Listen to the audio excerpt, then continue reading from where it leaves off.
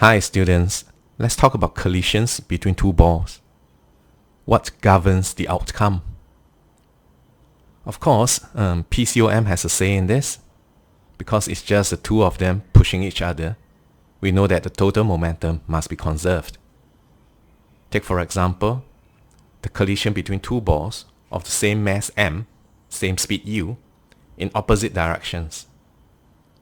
In other words, total momentum is zero before the collision. This means that the total momentum must remain as zero after the collision. So is the outcome going to be this?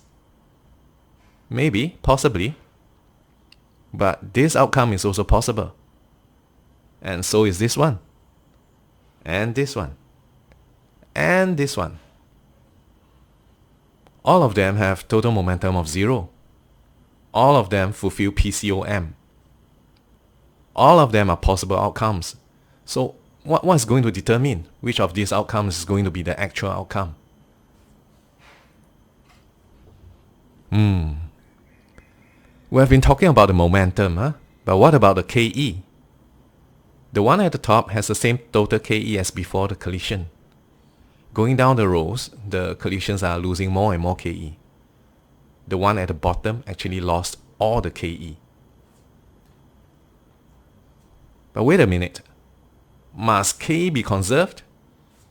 What does PCOE have to say about this? PCOE says that the energy can be converted from one form to another as long as the total energy is conserved. So during a collision, KE can be converted into other forms of energy, like heat, sound, bond energy, etc. That's why we also have to talk about the elasticity of a collision. An elastic collision is one that retains 100% of the total KE. An inelastic collision is one that loses a fraction of the KE into other forms after the collision. A completely inelastic collision is one that retains the least possible amount of KE after the collision. Some balls are just bouncier than others.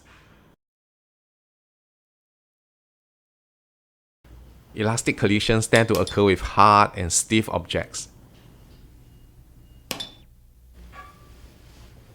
Inelastic collisions tend to occur with soft and malleable objects. Coming back to this, all these are possible outcomes that fulfill PCOM. Which is the actual outcome depends on the elasticity of the collision. If it's between two billiard balls, the outcome is more likely to be elastic. If it's between two plasticine balls, then the outcome is likely to be inelastic. Got it? Let's look at another example. A collision between two equal masses m, one with initial speed of u and the other initially at rest. These are just 5 out of all the infinite number of possible outcomes. Notice that momentum-wise, all of them have the same total momentum of 1 mu before and after the collision as dictated by PCOM.